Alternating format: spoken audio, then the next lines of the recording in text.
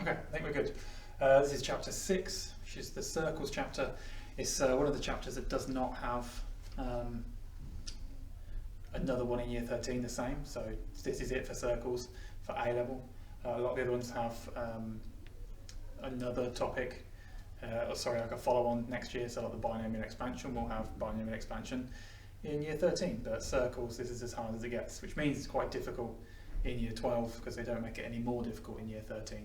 So there's lots of bits to this topic. A lot of it you've seen before in, say, the quadratics or the solving linear, so that's like chapter 2, chapter 3, even chapter 5 with straight lines. It's a lot of similarities, but you might not expect to see them in the circles chapter, but they come up again and again.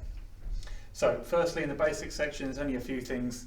You need to be able to go between the radius and centre of a circle and the equation. So if you've got the information about the centre and the radius, you need to be able to change that into an equation, and vice versa. So if you've got the equation, you need to be able to find the centre and the radius.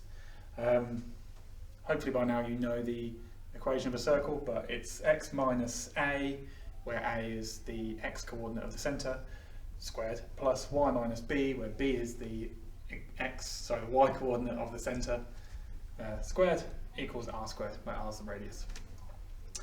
The midpoint of a diameter is the centre, and it seems one of those things, it's odd to say, but if you've got a diameter, you know the points on either side, the midpoint of that diameter is the centre. The way you find the midpoint is just halfway between the x coordinates, halfway between the y coordinates.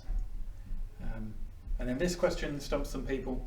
It's normally only a 1-mark question. If you're asked to show a point is on a circle, or show a point is on a line, or show a point is on any curve or like function on a graph, all you've got to do is substitute the x and the y coordinates in to show that the left hand side equals the right hand side. And that's it. If you were asked to show something was on a circle, you'd get the points, put them in x and y, and show that it equals the r squared value that you've got. Moving on to the intermediate stuff then. This is where most of it would be, I say. There's quite a few advanced things with circles as well. So, given that AB is the diameter of a circle C, where you've got A and you've got B, find the equation for the circle. This is kind of one of those basic, I say basic, it's intermediate, but one of the more easy questions about circles.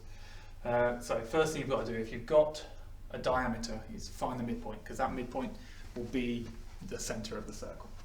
So halfway between 6 and 10 is 8, halfway between 4 and 10 is 7, so find your midpoint first.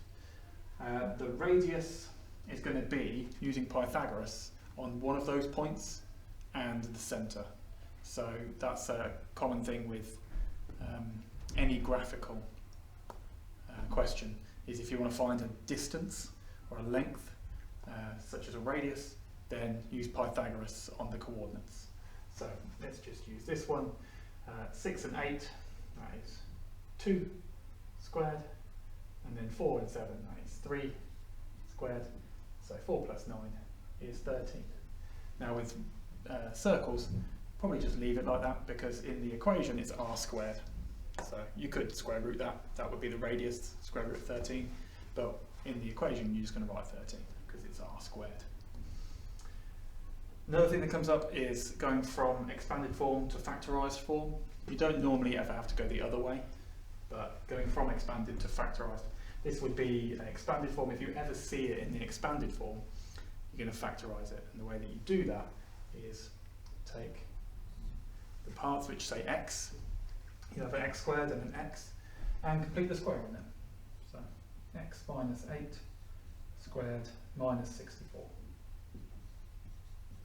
Then the y squared and y parts, y minus 7 squared minus 49. So that's that bit and that bit, and then you've also got 100 plus 100.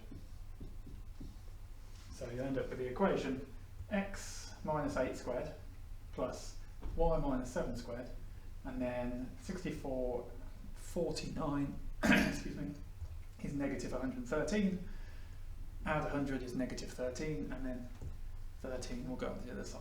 It actually ends up just being this same circle that I've already done.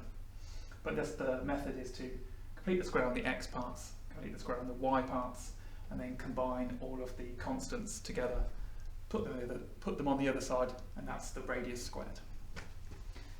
If you're ever finding out where a line meets a circle, you want to solve them simultaneously. So there's an example over there with a slightly more awkward, but say you're trying to solve when this circle, so I actually never wrote down the equation, I'll try and sneak it in here. A equals 13. If you're trying to find when that circle meets, so the line y equals x minus 2, substitute x minus 2 for y. So you'd have x minus 8 squared plus x minus 2 minus 7, so that's x minus 9 squared equals 13. So that's only in x, it's going to be a quadratic equation, and that's a common thing that you do with circles, is you're going to end up with something quadratic when you solve them simultaneously. So you'll have x minus 8 squared plus x minus 9 squared equals 13. Expand the brackets, collect like terms, and solve that equation. That is the x coordinates of the points where they meet. To find the y coordinates, just take away 2 from the x coordinates.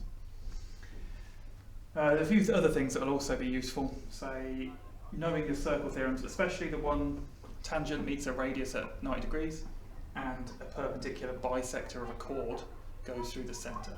Those two especially will be useful.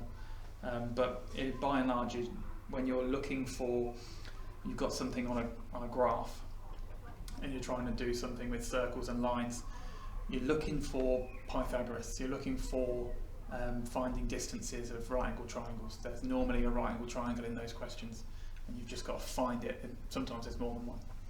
But keep looking and trying to find distances, especially if something is geometric. So, moving on to advanced stuff, there's a few different advanced techniques, I would say. Anytime you're trying to do this, but instead of having x minus 2, you've got, say you know the gradient, but you don't know the y-intercept. So that would be the situation here. If you know something is a tangent, then you've got the extra information that when you do that and get the quadratic, when you put them equal to each other, or so solve them simultaneously, and get a quadratic out of it, it'll be an awkward quadratic. You might have terms which you don't know, but you know that the tangent, you know that the discriminant of that is going to be 0 if the line is a tangent, and if the line crosses at 2 points, you know that the discriminant of that awkward quadratic is going to be greater than 0, and that's what you're going to use to solve it. So, for example, we have this line, y equals 2x plus c, so we know the gradient is 2, and we're trying to find where it meets the equation, essentially, with the circle equation. It tells us that it's tangent to the circle, which means that when we put them or solve them simultaneously, the quadratic that comes out as the solution to where they meet is going to have a discriminant of 0. So if you were to do that, I've already done the first step, which is substitute 2x plus c for where y is. So here it says 2x plus c minus 7. What's awkward about this is, well, one of the many things which is awkward about this is that you've got to expand this trinomial squared. Trinomial has 3 parts. You can't combine any of these because that's got a variable, that's an unknown, and that's a minus 7. These are both numbers, but you have to treat them separately because you don't know what c is. So this, when you expand that, you're going to have 9 terms, and that's where these normally start throwing people. This is going to give you 4 terms, this is going to give you 9 terms, there's already a term over there, it's 14 terms, and you've got to get that to be a quadratic. So I'm going to do that quickly. Well, I'm going to try not make mistakes. So x squared minus 16x minus 64, or plus 64. Sorry. Then to expand this, you're going to do 2x multiplied by each term first. So 2x plus 2cx minus 14x. So that's 2x times by each term. Then do c multiplied by each term. So that is 2cx, c squared, and minus 7c. And then 7, or minus 7, sorry, times by each term. So minus 14x minus 7c plus 49 equals 13. So it's so many terms, it's easy to get lost in your own working. So be very methodical. Doesn't look like a quadratic, I grant you, but it is a quadratic in x, considering that c is a constant. Sorry, it sounded like I said isn't. It is a constant. X is the variable. C is a constant. So if you combine together all of the x squares, I did. This is 2x times 2x, which is 4x squared. I hope that's the only mistake I made. But combine the x squares. I knew there should be 2. So 5x squared.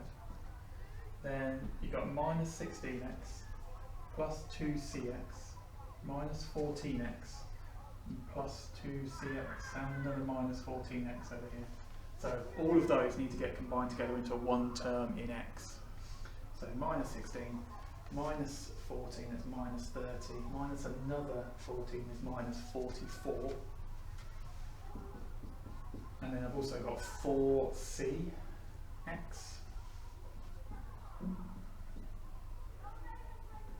So, okay. All of those terms together, minus 16, minus 14 makes minus 44x. And I've got 2cx and 2cx, which makes 4cx. And I factorised out the x, because it's going to be a quadratic. That is my leading coefficient, the a in ax squared plus bx plus c. That's not b. And then I need to get the c as well. So there's 64, there's c squared, there's minus 7, minus 7c. That should be a minus 7c as well. A 49 and a minus 13. So all of those together make c squared. Minus 7c and another minus 7c is minus 14c. And then I've got 64. Add 49, take 13 is 100, equals 0. Now, I have no idea if I've done that right or not. It seems pretty good, but this is what you're aiming for. And you want a value of x squared, so 5 is my value of a. You want something x. Now c is just a constant. We don't know what it is yet, but it is a constant. So it's fine to put together with all of these other things because it will end up just being a number. Same thing here. All of that, those are just numbers. C is a number we don't know yet, but it is just a number. Unlike x, which is a variable. So when you do this, if we know that it's tangent, so after all of that, if we know that it's tangent, we know that b squared minus 4ac equals 0. This is b, so 4c minus 44 squared. A is 5, and c is all of that.